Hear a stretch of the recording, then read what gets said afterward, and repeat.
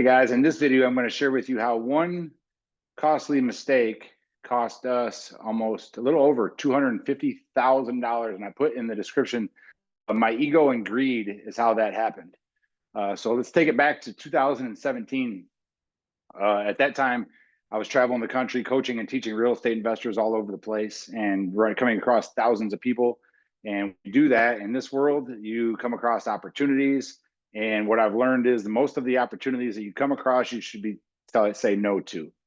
Unfortunately, at that time, we were real excited in the game. I was around just extremely high level entrepreneurs for a living, 4 or 5 days a week, just people that were crushing the game in different markets all over the United States of America. So what happened was, at that point in time, we were doing, we were doing a decent amount of deals throughout the year. I was spending a lot of my time on the road coaching. And what I learned was there's different markets, in different markets all over the country, people make different amounts of money per deals. Our niche is rehabbing houses and building a rental portfolio, all using other people's money. So what I saw was I partnered up with another gentleman that was doing deals over in Indianapolis, Indiana. And when we ran the numbers, it was just phenomenal returns. It looked like there was going to be three of us on the deal. I'll describe that whole structure here in a minute. But at the end of the day, we were all going to profit what would take us to do 3 or 4 deals in my hometown here in Ohio. So with the total wrong mindset, my mind was, hey, we're going to go do one deal and we're going to make 3 or 4 times the amount of money and have to do less work. Let's jump at that. Now, let me backpedal a little bit. I have never done a vertical deal ever besides this one. We've been investing in real estate now since 2010. We've never done a deal outside of my local market, which is in Northwestern Ohio and Southeast Michigan. I don't know what I was thinking at this time. It was total ego. It was total excitement of maybe partnering up with one of the wrong people. And it was totally jumping at shiny objects when we had a nice, stable business going on here. And unfortunately, I jumped at the money. And usually when you chase the money will run. So what it looked like was I partnered up with a gentleman that was doing a lot of deals in downtown Indianapolis. And he had access to different wholesalers, different investors, just lots of deals coming his way. And we found a deal that was, I think the purchase price was around $76,000. I'm just going to give you high level numbers here. The purchase price was about $76,000. And at this time, it was a single story renovation, total gut job had to be done. And we were going to be all in it for probably about 300-ish, but it was going to sell for 500 plus, right? So the responsibilities of the deal were he was bringing the deal and managing the contractors. He already had the team built out. I was bringing the relationships of the lending, private money lender, and then together we were going to oversee and manage the whole project, right? Well, it sounded great on paper. We created our own entity for just the 3 of us, and it sounded awesome. But what I found was the experience level of the person running the project wasn't necessarily what it was made out to be. So as you know, if you follow us on social media or any of our rehabbing business, we operate very structured. Everything's a detailed process from start to finish on how a job runs. And I'm going to share with you how one skip step of that process cost us 3 years of stress, anxiety, fighting, money, all this stuff. And at the end of the day, $250,000. And at the end of the deal, we literally had to write a check for just short of 50 grand out of our own pockets just to get out of the deal. So what happened was we decided to move forward on the project. And the very first most important step that you probably see in all my videos got skipped. And that is inspecting the project. So if you're watching this video, take this away. No matter what you're buying, no matter what you're doing, no matter what level you are as a real estate investor, whatever you got going on, never, ever, ever skip your home inspection. And the reason I beat that so heavily is because I didn't know the home inspection got skipped. We have checklists, and actually the person I partnered with was a coach and a teacher out teaching all these systems and processes. So in my mind, I never would have thought that the most important step would have got skipped. What happened was the home inspection got skipped and we started moving forward with the deal. Well, at that time, the city of Indianapolis had came out.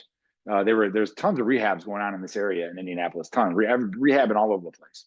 And what happened was the city came out and walked the project and found out that was double checking our permits and found out that the house was built on 2 foundations. So major mistake. So within the first week of buying this property, week and a half, week to 10 days, somewhere in there, we learned that this house went from a rehab where we were going to renovate the house, turn around and sell it, to a full scrape, which means you go in, you bulldoze the house, you take it down to dirt, and you turn it into a new construction project. So we were upside down multiple 6 figures within the first 6 weeks. That's how the job started out, right? So if you stop this video right here, right now, and you take away anything, don't ever skip a home inspection. I've coached and worked with so many investors that the mindset is, hey, if I'm buying a crappy house, I'm going to buy a house that needs renovated. Why do I need to have it inspected? Maybe after you've got years and years and years and hundreds of deals of experience, you can do that. But if you don't have that kind of experience and you're not familiar with all of your numbers dialed in, your contractors, all that, do not ever skip a home inspection, because the $400 to $500 that you're going to save by getting a house inspected, or that you're going to spend for getting a house inspected, versus what you're going to lose if you miss something and you don't know how to handle that, or if you don't have the liquid capital to be able to make up for that mishap, it could put you out of business. It could ruin your life, right? Skipping a $500 home inspection.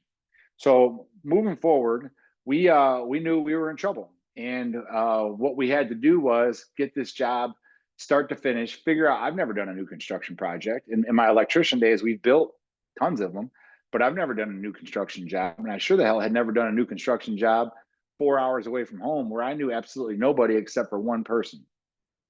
So what we did was we kind of coaxed and guided and poked and prodded each other. All the burden of the construction came down onto this one individual. And now looking back, that probably wasn't fair on our part to put all the construction on one individual, but we were all trying to operate this thing remotely. And this individual had the resources, the contractors and all that stuff that we thought the relationships were already there. Well, come to find out, the way that when we had got into this business deal, not everything was actually truthful. It was told to us, which was fine. Lesson learned. We went through 3 years of hell of trying to get this job done. Now, mind you, we're trying to run a job in 4 hours away from home, traveling every weekend around the country, coaching and teaching people, overseeing and managing our own real estate investing business here in Northwest Ohio, and trying to get all this done and live a life and do all that stuff too. It was absolute hell, right? And I take responsibility for everything that happened on that project, right? For this whole scenario that I'm talking about, I take responsibility for all that. Number one, I knew better than to get into a business relationship with somebody I really didn't know on a personal level. I didn't know their ethics. I didn't know their integrity. I didn't know how they operated. I didn't know their business model. It was just based off excitement, and I jumped at the money. I was totally sold on the cash. Not that they sold me on it. I was sold on the simplicity of doing one deal, generating 3 to 4 times the amount of revenue as we would make in our local market. And the fact that I wasn't going to have to deal with the construction, it was more of a managerial role via phones and emails and all that stuff. I jumped at the major, cutting the corner, making the easiest money, least amount of work, and not really focusing on what our bread and butter was, which is our rehab business right here in Northwest Ohio. So we went through 3 years. It was myself, it was our private money lender, and it was the other gentleman in Indianapolis. And it was 3 years of misery, of fighting back and forth, attorneys, permits not going well, contractor issues, people owed money. It was just an absolute shitstorm. But at the end of the day, we lost all of the profits on the deal, right around 2-ish to 3 for all of us. And then in addition, we went over on all of our numbers. So to get out of the deal at the end of it, we sold it less than what we thought we were going to sell it for, just to get out of it. And I believe the number was, we had to all 3 stroke off a check of $46,000 to get out of the deal. Now, that was, our private money lender showed grace on us. Lender got back all their initial investment. They were a business partner. We went into business together. Everybody had equal portions, but he showed grace on us and did not hold us to the maximum of the interest that could have been owed for having the money for 3 years. We actually We were able to work something out to where we were just out of the deal. Lender got all their initial money back and a little bit more. We were able to just write a check and get out of the deal. And it was an absolute shitstorm. But I tell everybody this, see, when you get online and you start following these gurus and all these people that are showing real estate investing, they don't show their loss, right? If you're a real estate investor and you're doing deals, you're going to lose money. It's going to happen. It doesn't matter. There's going to be bad deals. There's going to be contractor issues. There's just going to be things where you're going to do deals and you're going to lose money. Now, the upside to that is you're going to be able to make a ton of money building a real estate investing business as well, right? But you got to go through these trials and tribulations to learn. Now, I look back, and my sister actually helped get us. She runs the back end of everything we do here, and I was in a bad mental spot, right? It was all my time was spent focusing and coaching and teaching real estate investors. And then in my free time, this consumed everything between my ears the whole time. It came down to the very end of the road where we were getting ready to get out of the deal, and everybody put together the amount of money that we had to pay to get out of the deal. And I believe it was $46,000 cash that had to get written by each one of us, somewhere around that number. But I was a mess. And she just literally said one thing that made it all go away, and it turned us into what we are today as far as our business. She shared a story with me about how my dad had lost money on a deal one time. She said, write the check, get over it, and move on, and we'll go find a way to make more. And that's what it was. We wrote the check. It stung, it hurt, but I'll tell you what, when you get burned one time, or you burn yourself, not get burned, I take total responsibility for all this. When you screw up and you make a mistake where you lose and you put your business in jeopardy, yourself in jeopardy, your family in jeopardy, everybody, we're a family owned business, right? So everybody's in jeopardy off the mistakes that I make. It changes you to your core. So I take that deal, and I've shared this story in front of people thousands of times on the internet, on stages and rooms, all that stuff, because I hope that you can take something away from this as far as don't jump at shiny objects, stay laser focused on what you are, what you do, what your specialty is. If you chase the money will run, right? One simple mistake of trying to make more money, doing less work, changed the game for us completely. And partnerships. I'm not a fan of partnerships anymore. There's not to say that it's just my opinion, good, bad, ugly, it doesn't matter. It's not to say that partnerships couldn't be good for some people. I've learned that unless it's myself, my son, or my sister that has total control of the where our financial resources are at, we're not doing the deal. The reason being is we've come too far, to work too long, too hard to let one egotistical mistake screw it up, whether it's on my part or else somebody else we're partnered up with. And again, when your entire business is funded off of other people's money, their resources, their money is the most important thing in your entire business. It's always protected. If anybody loses, it's myself, it's you as an investor. The lenders don't lose. That's the promise. That's the guarantee. That's the paperwork. That's the contracts. That's all that. If you get into a business deal and you're funded using other people's money and something goes sideways, the lender's money is always protected. It's you that loses. It's me that loses. It's the investor that loses. So that one mistake from a $250,000 loss, jumping at a shiny object, following my ego, made us, I call us professional real estate investors. That's been the only time that we've ever lost that majority, that kind of money. And we've done deals where we could come in a little bit lower, went over on our numbers and things like that. That's going to happen. But I credit that experience to turning us into the professional real estate investors we are today.